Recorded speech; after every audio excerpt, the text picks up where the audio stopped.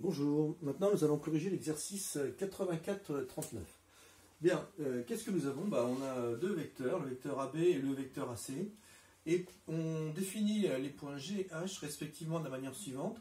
Le point G, c'est le projeté orthogonal du point C sur le segment AB, et le point H, c'est le projeté orthogonal du point B sur le segment AC. D'accord?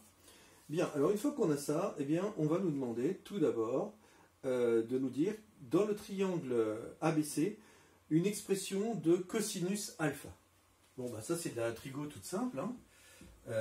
Dans le triangle AGC, rectangle, hein, AGC, et il est rectangle. C'est impératif pour utiliser la trigo en G. Eh bien, qu'est-ce que nous avons? Je vais faire un petit rappel rapide. Hein. Dans le triangle AGC, ça c'est l'hypoténuse, ça c'est le côté adjacent, et là c'est l'opposé. Bien, le cosinus alpha, c'est A sur H. Cosinus alpha, c'est A sur H. C'est-à-dire, dans mon cas, la longueur AG sur la longueur AC. Voilà. Bon, maintenant, dans l'autre triangle, hein, dans le triangle ABH, qui lui aussi est rectangle, qu'est-ce que nous avons? Eh bien, on a pareil, un cosinus alpha. Bon, là aussi c'est A sur H, mais là c'est plus le même A. Hein, cette fois, le A, c'est le côté adjacent, il est là, et l'hypoténuse, elle est là. Donc ça veut dire c'est côté AH divisé par le côté AB. Voilà, donc on a deux manières d'exprimer le cosinus alpha. Ok.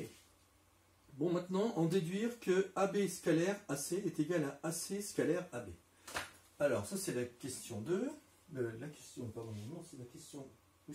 2, ça c'était petit b. La question 2. On va d'abord calculer AB scalaire AC.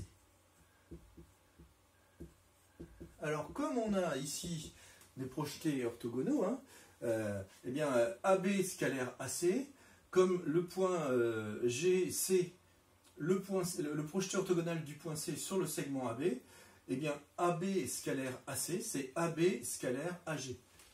AB scalaire AG en vecteur. Oui, mais comme ces deux vecteurs, AB et AG, je vais l'écrire, hein, comme AB et AG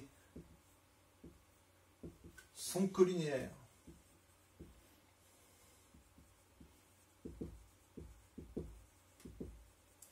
et dans le même sens, eh bien, qu'est-ce qu'on peut écrire? On peut écrire que AB scalaire AG, c'est la longueur AB multipliée par la longueur AG. Voilà pour la première chose. Bon, maintenant, on va calculer aussi AC scalaire AB. Bon, là, AC scalaire AB, qu'est-ce que je vais faire? Je vais dire que c'est en fait AC scalaire AH.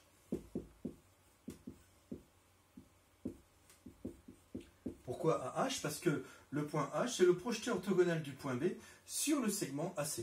Donc, AC scalaire AB, je garde le vecteur le scalaire AC, le vecteur AC, et j'utilise un autre vecteur de substitution que le vecteur AB en prenant le point H, qui est le projeté orthogonal du point B sur la droite AC. Bon, et ça, comme ces deux vecteurs AC et AH sont collinéaires et de même sens, hein, s'ils n'avaient pas été de même sens, j'aurais été obligé de rajouter un signe moins. Mais là, ils sont bien dans le même sens, donc ça va nous faire AC multiplié par AH, cette fois en longueur.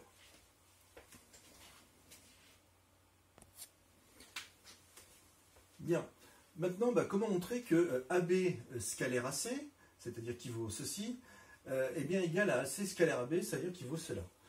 Ici, j'ai du AB, là j'ai du AG. Tout à l'heure, on nous a fait calculer cosinus alpha égale AG sur AC. Ça veut dire que AG,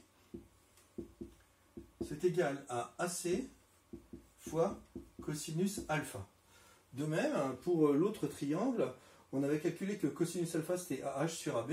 Ça signifie donc que AH c'est égal à AB fois cosinus alpha. Bon, ben, ce que je propose de faire, c'est de remplacer AG ici par cette valeur-là et AH ici par cette valeur-là. Donc ici, ça va nous faire, bon, ben, en fait, c'est AB scalaire AC qui vaut donc AB fois AG, c'est-à-dire AB fois AG que je remplace par AC cosinus alpha.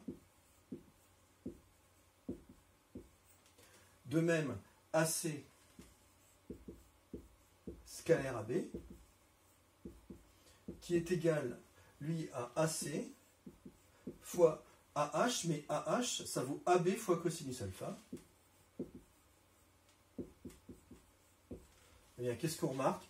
On remarque que AB scalaire AC, en fait, c'est AB fois AC cosinus alpha, et AC scalaire AB, c'est AC fois AB cosinus alpha. Ils sont donc bien égaux. Hein, AB scalaire AC est bien égal à AC scalaire AB. C'est tout pour cet exercice, je vous remercie.